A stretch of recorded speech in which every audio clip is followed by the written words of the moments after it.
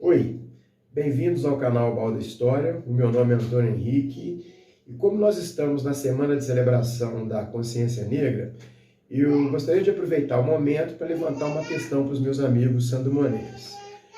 Muita gente já percebe que a história ela pode ser contada de várias formas. E os olhares diferenciados, eles permitem a gente descobrir as nossas memórias impregnadas em lugares que a gente nem imaginaria. Como na história cultural, o contato da história com a memória, com a música, com o patrimônio cultural, com a religiosidade é muito grande, então a gente vai descobrindo coisas extremamente interessantes. E num momento de celebração como esse nosso de agora, por que não tentarmos aproximar a culinária e a gastronomia afro-brasileira para a gente poder identificar nas nossas práticas cotidianas que são tão corriqueiras e a gente nem se lembra muitas vezes das suas origens. Culinária, ela se vincula ao ato de cozinhar em si, né? Já a gastronomia, ela é um pouco mais abrangente, porque ela traz para o ato de cozinhar elementos de ordem cultural, né? Elementos de ordem histórica, por exemplo, e tantas outras coisas mais. Outro dia, eu ouvi um termo que eu gostei muito, que é a ideia da culinária afetiva, onde os sabores é que são os gatilhos da memória para nos remeter à lembrança de um passado adormecido. Então, geralmente são pratos muito simples, né? Mas que são cheios de referência, por exemplo, a uma infância, a um tempo na roça, a uma casa de avó, a uma negritude que pode nos ensinar um pouco sobre a riqueza que nós temos e nem nos damos contas, porque ela está impregnada no nosso dia a dia. Eu entendi essa culinária afetiva como sendo um ponto de transição entre a culinária e a gastronomia. E a gente precisa encher as referências da nossa culinária sandomanense para nos ajudar a preencher a riqueza da nossa história nessas lacunas que a gente nem se atenta, que a gente nem se dá conta. Então, contar e descobrir a história geral do nosso município é uma coisa bem legal. Só que a história do cotidiano, a microhistória, os recortes da história cultural, eles também desempenham um papel crucial para dar algum sentido, né, nesse nosso quebra-cabeça do passado. A culinária de referência afro-brasileira, ela é muito presente na comida mineira e também sandomanense. Até porque a nossa região, né, primeiramente a nossa capitania, depois província e mais tarde estado, ela foi uma das mais populosas ao longo do século XVIII, XIX e do século XX. E também uma das que mais concentraram africanos e afro-brasileiros ao longo desse tempo. Para você ter uma ideia dessa presença, eu vou te lembrar que o primeiro colonizador da região, que foi o Domingos Gonçalves Ramos, ele deixou em testamento a posse de 18 escravos. Já o João Gomes, né, que é o colonizador que deu origem ao arraial que se tornou Santos Dumont, ele deixou em testamento a posse de 40 escravos.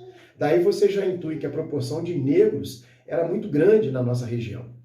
Mais tarde, já no século XIX, ou melhor, na segunda metade do século XIX, a região da Zona da Mata, ela experimentou um desenvolvimento notável, tá?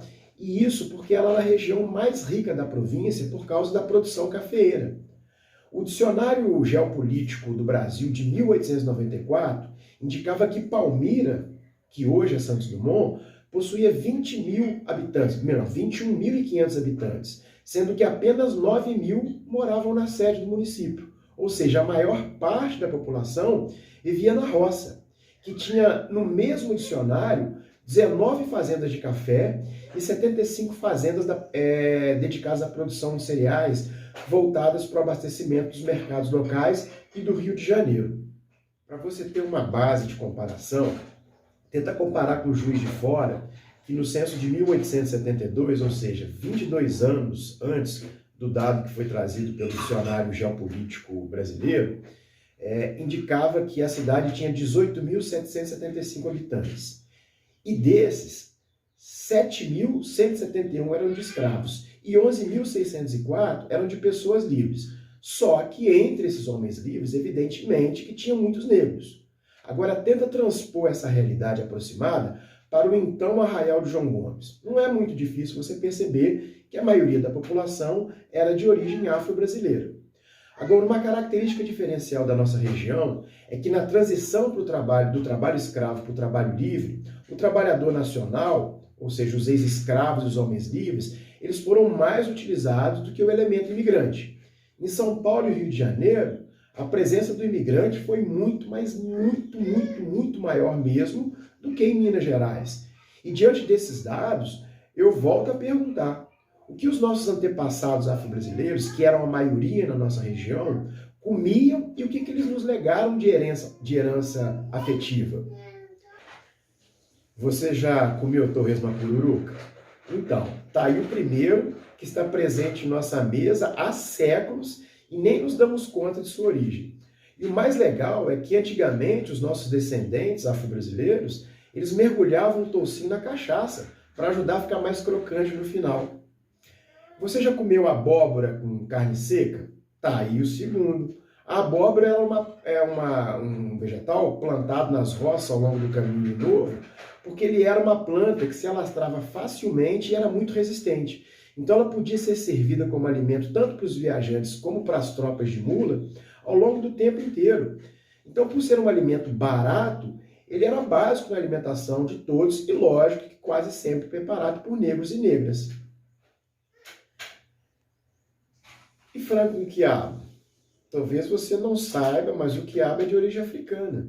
Em algumas regiões ele foi associado a outro ingrediente, como por exemplo o camarão, né? Aí deu origem ao caruru, que é muito comum lá no Nordeste. Aqui em Minas, ele aparecia muito refogado com carne, mais tarde com frango. Ele é um prato associado a elementos de ordem religiosa. Porque em algumas festas, ele é, por exemplo, associado a Cosme e Damião, que são os orixás Ibeji, que são filhos de Inhansã e Xangô. Tem um que é muito básico e que eu duvido que você não coma todo dia. É o angu. O angu vem da palavra agum, que no idioma africano Fon, ali da África Ocidental, se referia a uma papa de inhame. Aqui no Brasil ele foi associado ao milho, né, ao fubá, e acompanhado de miúdos de vaca ou de porco. E sabe o que é mais legal? Tem o angu de feijão, ou seja, uma papa de feijão e fubá, que deu origem ao tutu. Eu aposto que você nem sabia disso. Agora veja o depoimento de um naturalista francês que percorreu a nossa região no século XIX. É o Auguste Saint-Hilaire. Ele disse o seguinte, passando pela província de Minas. A fumaça que se alardeava em meio ao campo anunciava uma choça qualquer de negros. Dirigi-me para esse lado e encontrei uma dessas barracas que os pretos da província, das Minas, têm costume de levantar quando são obrigados a dormir nos campos. Diante daquele que me aproximei, eu encontrei um negro sentado no chão, comendo pedaços de tutu, ou melhor, de tatu, assado sobre carvões. Nesse momento, o mesmo pôs alguns pedaços numa meia cabaça e acrescentou angu e ofereceu-me a comida de maneira mais graciosa. Agora, e quando chega o frio e todo mundo aqui na região dando a comer canjiquinha? Pois é, tá aí outra comida de origem afro-brasileira, que aqui a gente chama de canjiquinha, que é tipicamente mineira, mas que já foi exportada para outros lugares, e ela passou até a receber outros nomes, como quirera e até mesmo pela égua, embora para mim pela égua seja outra coisa. Tem também doce, né? Por exemplo, o arroz doce é a comida de Iemanjá. Embora ela seja de origem portuguesa com muita influência árabe, ela foi incorporada à cultura afro-brasileira de tal forma, e de forma também tão determinante, que ela passou a ser um dos alimentos consagrados ao orixá Iemanjá. E o pé de moleque? Né? Pé de moleque, o que é? Amendoim torrado, descascado, socado num pilão, que é um utensílio essencial na cozinha africana. O moleque é uma palavra de língua portuguesa que tem origem na língua quimbundo, que é uma das línguas de origem banto, que ela é muito falada no noroeste de Angola. Moleque significa menino. E você acha que o nome do doce foi dado por quem? Por um francês? Claro que não, né?